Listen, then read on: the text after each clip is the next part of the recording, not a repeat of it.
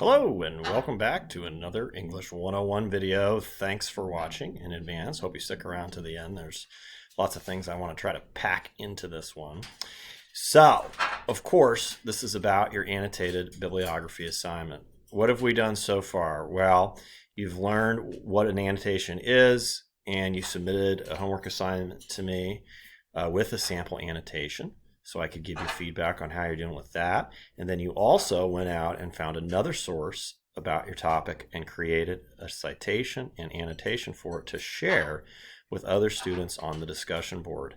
This is a great way for you to get feedback in advance on how you were doing with creating the annotations, and also to get ideas for other sources that you might use. As you can see, there's quite a lot of sources out there about these topics. That's why I chose them. Again, there's already been materials uploaded that show you how to use the library databases to find sources, but you are welcome to use Google as well. Either way, of course, you want to be sure that the sources are crap tested. We talked about that and practiced that in some previous module materials. Apologies for my bird being noisy. I think you've met him before, but yeah, he just likes to talk during the videos. At this point, you've read enough about the topic that you chose that you should be beginning to develop your own opinion about it, right? If you remember, the questions aligned with the topics that I showed you from the beginning, they're designed to sort of encourage, to force you to some degree to choose a side, right? Do you think that we need more regulations on e-cigarettes or not, right? We can talk all day about what the regulations should look like, but the first part, the question is, do we need more or not? Right? Some students even argue to ban them. Some students don't want to go that far, et cetera, et cetera. Same with the sugar tax. We can debate all day what a tax would look like, but the fundamental question here. Okay, I think that you know where to find the sample papers at this point, but it doesn't hurt to go ahead and walk through and show you. Right, remember, these are in modules with all your other module materials. Remember, you can go back and look at these anytime. I'm reminding you of that because I know there was lots of material in week 10, right? And so remember, you can go back and review these videos if you find yourself needing another informational source. You want to answer some of your questions about what some of these sugar taxes look like or what existing e-cigarette regulations look like. Those would probably be informational sources. Your readers might have some of those same questions. This video will help you find informational sources. So anyhow, you can look back through those anytime you like. Here's the annotated bibliography toolbox, and indeed, here is the two sample papers. Let's go ahead and look at the one that has to do with the sugar tax. I went ahead and downloaded it here to make it a little easier to look at. Now, remember, you're getting familiar with this now, right? You look at this and you say, oh yeah, here's the citation, here's the annotation, right? So all of the writing in here pretty much is informational. It's just you telling me about each of these sources, right? So here's the new source, easy to tell because of the nice hanging indent. And of course, all of this annotation is about the Lustig et al. Source. That's the same one that you read about a while back if you were on this topic. But what is this at the top? Well, this is the working thesis.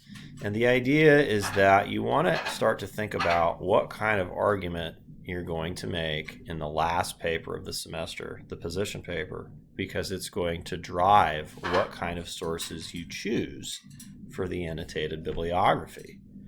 You remember from the annotated bibliography directions, you need to have, of those 5 total sources, you need to have at least 2 opinionated sources that agree with you, that support your thesis. We're going to use them to collect things called grounds, which we'll talk about down the road. You also need to find an opinionated source that disagrees with you, right? This is so you can develop a refutation in the final paper. We'll talk about that down the road as well.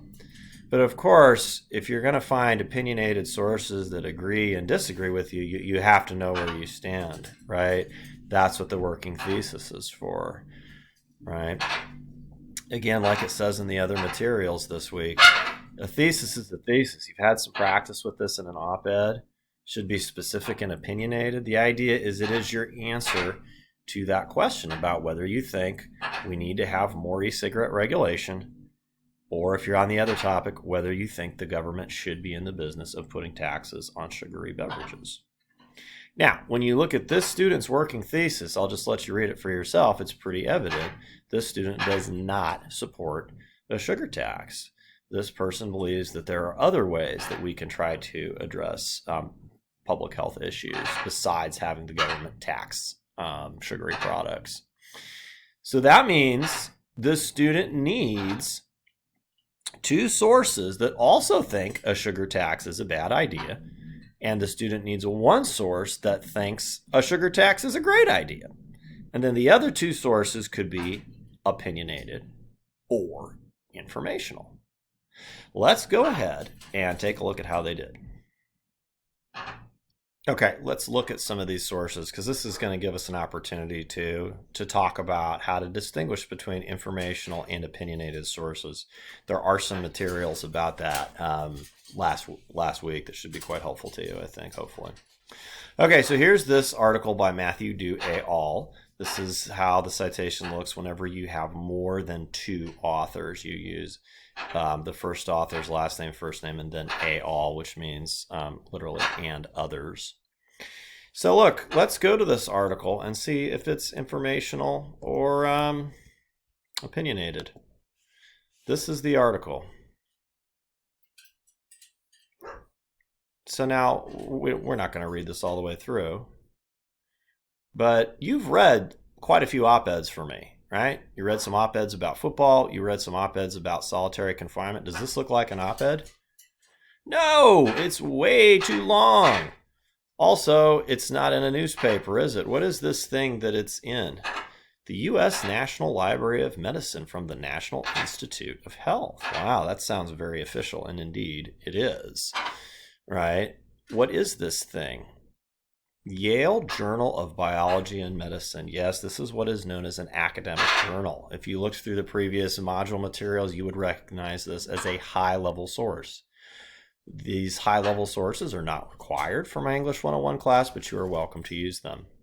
Keep in mind that academic journals almost never make arguments. They are almost always informational.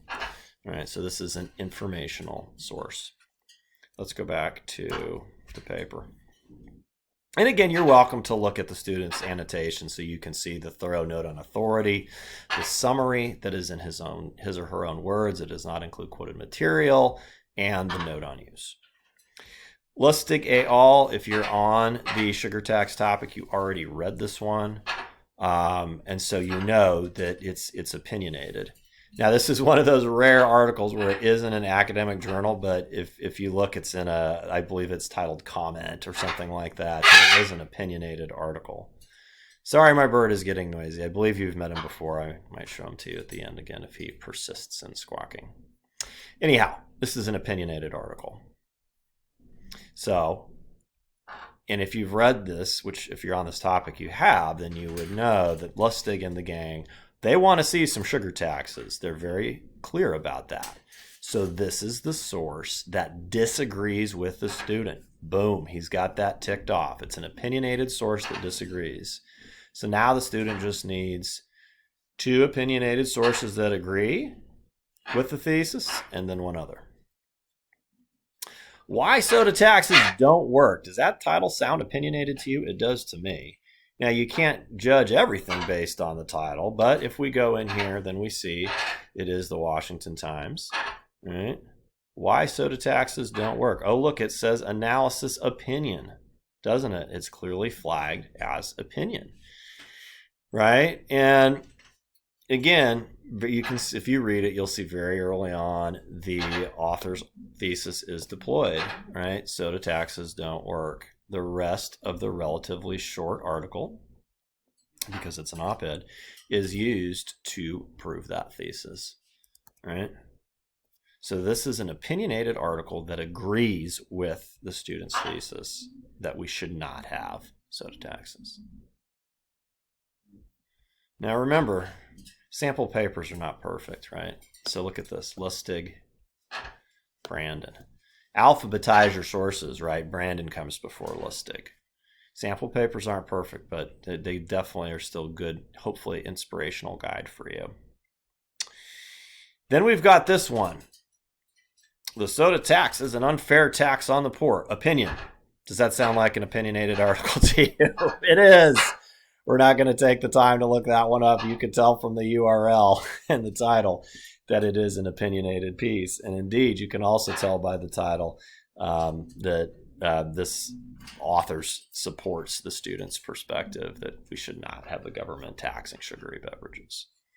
Then you get to the last article, pros and cons of a sugar tax. Let's look at this one. Okay, I don't see anything here that says opinion, do you? Look at how the questions are headings, and then they answer them, some data, and then they give pros and cons. They're not trying to convince you of anything. They're just trying to provide you information. This is an informational source. So do you see how once you have that working thesis, it helps you make sure you have the right sources, right, to complete your annotated bibliography. Remember, these are the sources you're going to use to develop your argument in the position paper, the final paper of the semester.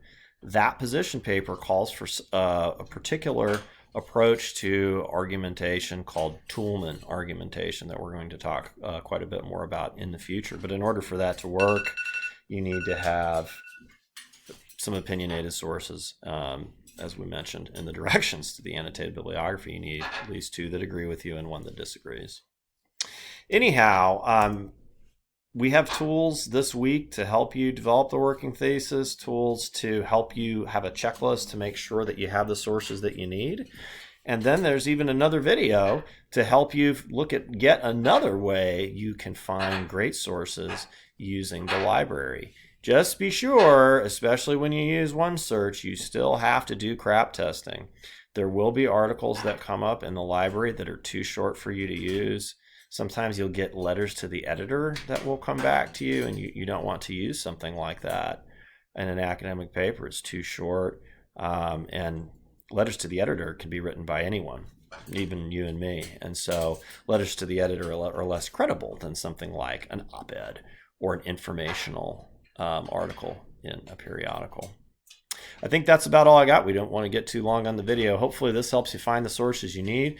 Please get those annotations done so you can participate in the peer review, because that's how you get that advanced feedback so you've got a nice polished final draft. That's all I've got. As usual, if you have questions, shoot me a Canvas message or stop by virtual office hours. Remember, if those virtual office hour times aren't good for you, message me and we'll try to figure out something else that works. Have a good one.